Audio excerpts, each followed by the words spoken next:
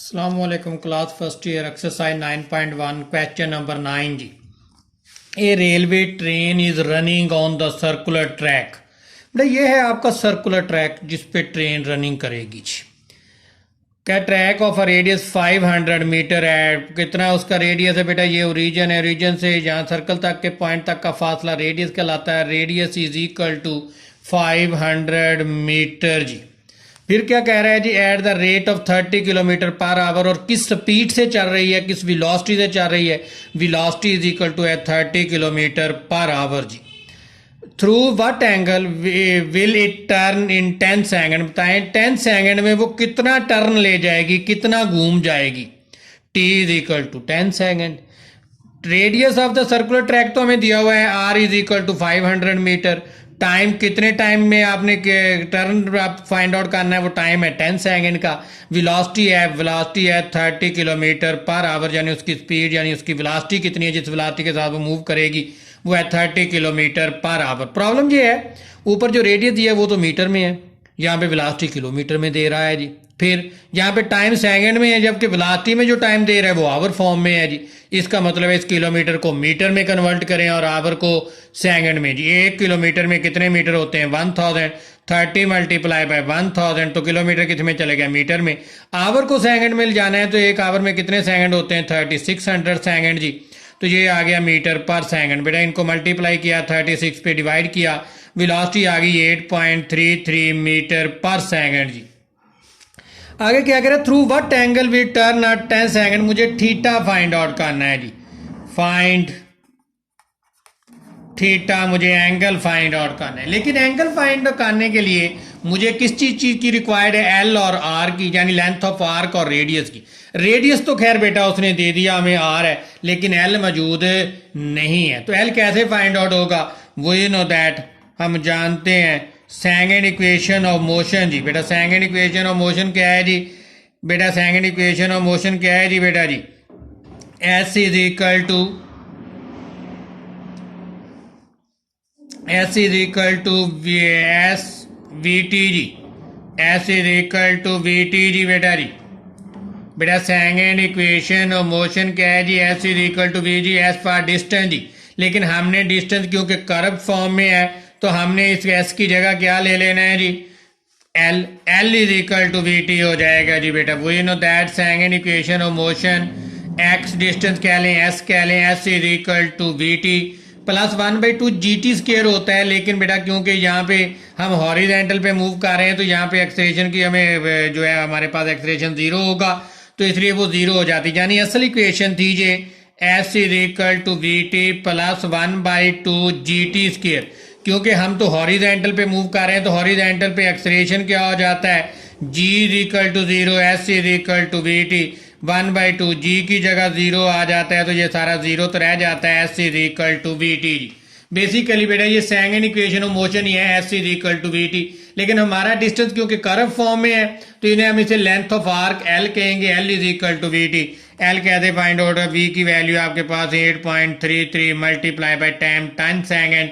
इसको मल्टीप्लाई किया 83.3 जी. बेटा जी 83.3 मीटर जी. वही नो दैट थीटा की वैल्यू कैसे फाइंड आउट होगी. वही नो दैट जी थीटा बराबर था एल ओवर आर के जी. एल की वैल्यू कितनी आ गई 83.3 ओवर आर की वैल्यू है 500 जी. बेटा जी 8.33 को 83 ये आ जाएगा जी 83.3 डिविजिबल बाय 500 जी is equal to theta is equal to आ जाएगा 0.1666 रेडियन जी. बेटा जी तो बेटा यहाँ पे ख्याल कीजिएगा हमारे पास पहले एल मौजूद नहीं था तो हमने second equation of motion use करते हुए पहले एल फाइंड आउट किया. यानी s is equal to we t था. वी टी इसलिए रह गया क्योंकि एक्सलेरेशन जमीन पे तो 0 आ जाता है तो जी इज इक्वल टू 0 था. तो बेटा रह गया s is equal to we t. हम एस की बजाय क्योंकि जो स्ट्रेट डिस्टेंस के लिए एस यूज होता है तो हमने कर्व में मूव कर रहे हैं तो हमने इसके लिए एल इस्तेमाल कर लिया. L is equal to we t. V की वैल्यू 8.33 थी टाइम 10 सेकेंड मल्टीप्लाई होकर रह गया 83.3 जी. तो बेटा हमने फिर फार्मूला थीटा फाइंड आउट करना था. थीटा बराबर था एल ओवर आर. एल की वैल्यू पुट की फिर आर की पुट की, दोनों को डिवाइड किया तो 0.1666 बेटा रेडियन आ गया जी. क्वेश्चन नंबर 10 जी। A horse is tethered to a peg by a rope of 9 metre लेंथ। एक हॉर्स को, एक घोड़े को बांधा गया है किसके साथ? कीले के साथ। पैग मीन वो कीला जिसके साथ बांधा गया है उसको।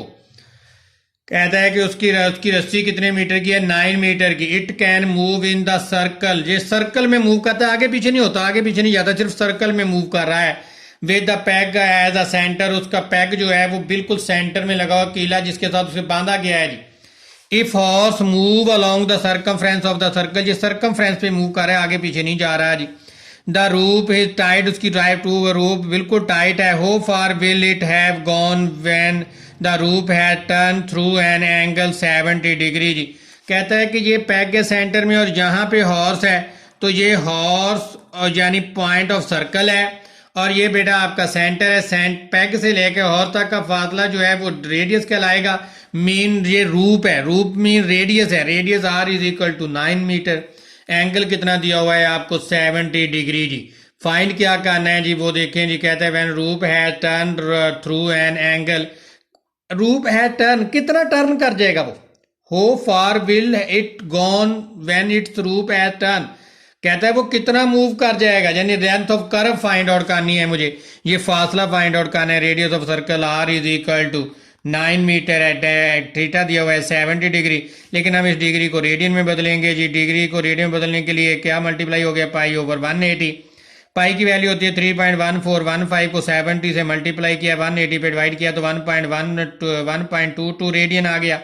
हो far will it have gone. वो कितना टर्न अप कर चुका होगा, कितना दूर जा चुका होगा। लेंथ ऑफ आर्क एल हमें फाइंड आउट करना है। एल इज इक्वल टू होता है आर थीटा जी। आर की वैल्यू हमारे पास 9 है, radian 1.22। L is equal to कितना आ गया जी? 9 मल्टीप्लाई बाय 1.22 जी। ये आ गया 10.98 जी। 10.98 मीटर जी। क्योंकि आपका रेडियस मीटर में है तो लेंथ ऑफ आर्क भी मीटर की फॉर्म में ही होगी जी। क्वेश्चन नंबर 11 जी।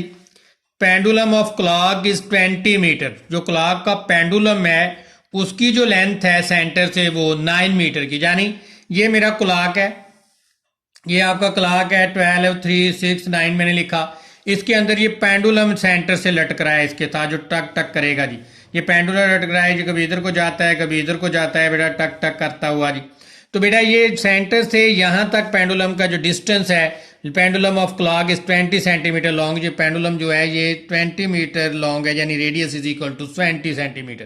क्योंकि अगर पेंडुलम को पूरा घुमा दिया जाए तो ये सर्कल ही बनेगा, इसलिए ये रेडियस कहलाएगा।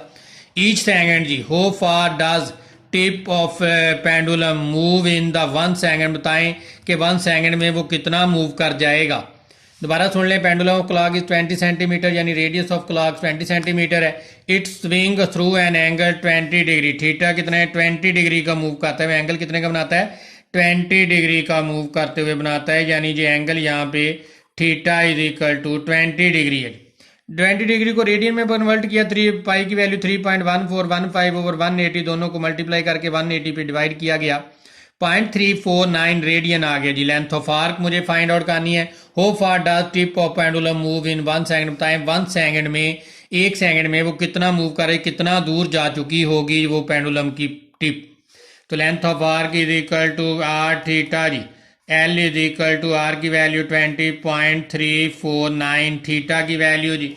20 को मल्टीप्लाई करते हैं जी। 20 मल्टीप्लाई बाय 0.349 जी। ये आ गया जी आपके पास 6.98। रेडियस किस में है? सेंटीमीटर में है, तो आपका लेंथ ऑफ आर्क भी सेंटीमीटर में होगी जी। 1 सेकंड में वो लेंथ ऑफ आर्क यानी कितनी कर्व मूव कर चुका होगा? 6.98 जी।